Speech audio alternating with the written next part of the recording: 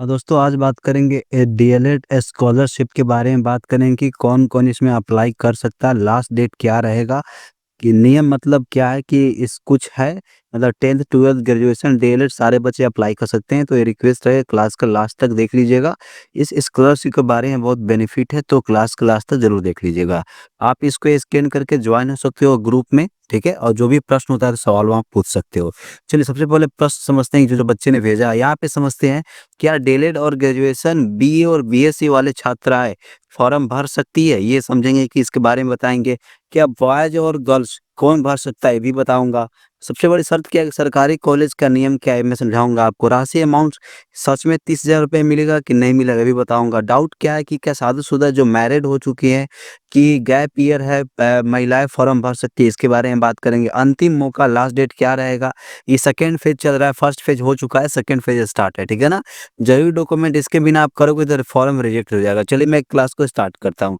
सबसे पहले समझते हैं कि जो भी डीएलएड ग्रेजुएशन वाले बच्चे हैं मतलब फॉर्म भर सकते हैं। जी हाँ, याद रखिएगा जो बच्चे डीएलएड में पढ़ रहे हैं या इस बार अप्लाई कर लिए हैं जो ग्रेजुएशन में है वो भी बच्चे अप्लाई, ठीक है ना?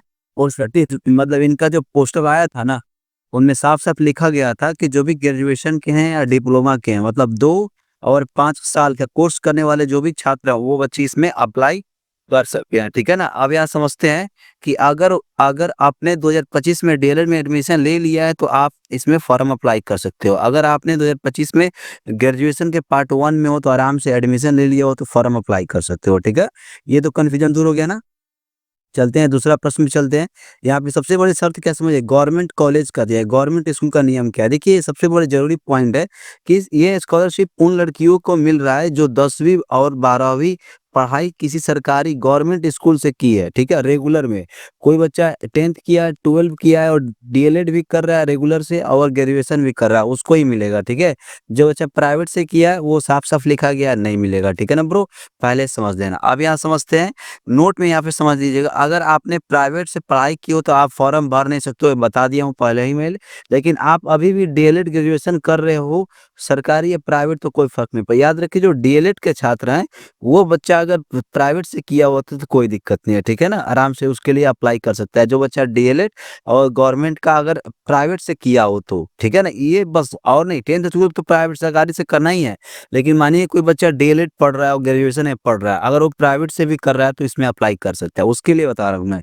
राशि समझिएगा अमाउंट राशि कितना मिलेगा, इसमें देखिए जो बच्चे इसमें सिलेक्ट हो जाएँगे ना, उस बच्चे को 30,000 रुपया प्रति मिलेगा मतलब 1 साल में 30,000 रुपया मिलेगा, इस बात को ध्यान रखिएगा। डीएलएड वाले 2 साल के लिए 60,000 रुपया मिलेगा, याद रखिए ग्रेजुएशन वालों के लिए 3 साल का 3 साल में कुल 90 मिलेगा, लेकिन अब 4 साल का हो चुका है तो अमाउंट बढ़ जाएगा कुछ, ठीक है ना? अब तक मतलब पहले इतना ही मिलता था, इस बात को समझिए। सीधा पैसा कहाँ आएगा? बैंक में आएगा, कहीं और नहीं जाएगा। अब डाउट बहुत सारे बच्चों को ये सर मैरिड है या गैप ईयर है, तो क्या सर हो सकता है? जी हाँ, अगर स्कॉलरशिप आपने कोई एज लिमिट नहीं है, वो समझ लीजिएगा। अगर आप विवाहित हैं, अगर आप मतलब मैरिड हैं या अनमैरिड हैं, ठीक है ना? आप फॉर्म अप्लाई कर सकते हैं। ये जनरल हो गए, ओबीसी के हो गए, एससी हो गए, एसटी के जो भी छात्र आप इस कैटेगरी से आते हो, वो सारे बच्चे इस छात्राएँ इस पोर्टल में अप्लाई कर सकते हैं। अब यहाँ समझते हैं माय फ्रेंड्स कि गर्ल्स एंड बॉयज़ अप्लाई कर सकते हैं। ये तो बहुत सारे बच्चों का प्रश्न था, मैं बता दूँ इसमें नहीं लिख पाया हूँ। इसमें सिर्फ़ गर्ल्स ही कर सकती है, बॉयज़ नहीं कर सकते, याद रखिएगा, ठीक है ना? ये बॉयज़ के लिए नहीं, सिर्फ़ गर्ल्स के लिए। चलिए अंतिम जो इसका डेट अप्लाई का चल रहा है, देखिए लास्ट डेट क्या चल रहा है, बहुत कम समय याद रखिएगा क्योंकि ये पहला चरण कंप्लीट हो चुका है, दूसरा फेज़ चल रहा है। 10 जनवरी से स्टार्ट था, ये 31 जनवरी के मतलब लास्ट डेट है। 31 जनवरी से पहले आप अपना 31 जनवरी से अप्लाई कर लीजिएगा, इस बात को ध्यान रखिएगा। ठीक है ना? इसलिए तारीख इंतज़ार मत कीजिए, जल्द से जल्द अप्लाई कीजिएगा हो सकता है कि लास्ट में आपका सर्वर इश्यू भी हो सके। इसके बिना आप अप्लाई नहीं करेंगे तो फॉर्म रिजेक्ट हो जाएगा। देखिए 8 डॉक्यूमेंट बहुत इंपॉर्टेंट है। आधार कार्ड होना चाहिए जो आपको होता है ना, जो ओरिजिनल आधार कार्ड होता है वो होना चाहिए। फ़ोटो आपका जो अभी का प्रेज़ेंट का फ़ोटो है, हस्ताक्षर होना चाहिए। जो सब कुछ बताया गया है।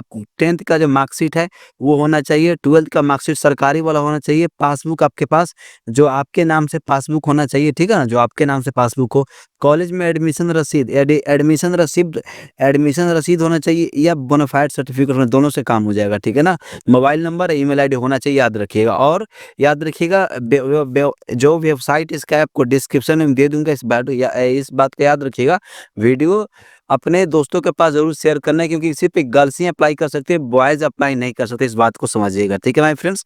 और मैं इ इसलिए वीडियो बनाया क्योंकि बहुत सारे बच्चे, मैं व्हाट्सएप पे पोल किया था, तो बहुत सारे बच्चों ने यहाँ पे रिप्लाई भी दिया था, तो आप अगर व्हाट्सएप पे नहीं जॉइन हुए हों, तो आप क्या करना है, यहाँ पे इसको स्कैन कर लेना, व्हाट्सएप पे जॉइन हो सकते हो। मुझे लगता है कि इसके रिलेटेड 100% में 90% कन्फ्यूजन मैं दूर कर दिया हूँ, तो और भी कुछ दिक्कत आपको लगती है तो कमेंट के माध्यम से प्रश्न पूछिएगा, मैं उसका रिप्लाई दे दूँगा, ठीक है ना? इस बात को ध्यान दीजिएगा, 100% मैं रिप्लाई देता हूँ, इस बात को ध्यान रखिएगा। डीएलएड भी फॉर्म अप्लाई कर सकते हैं, ये बहुत सारे बच्चों का प्रश्न है, तो आप ज़रूर-ज़रूर अप्लाई कर लीजिएगा, इस बात को ध्यान रखिएगा, ठीक है माय फ्रेंड्स? अगली वीडियो में मुलाकात होगी।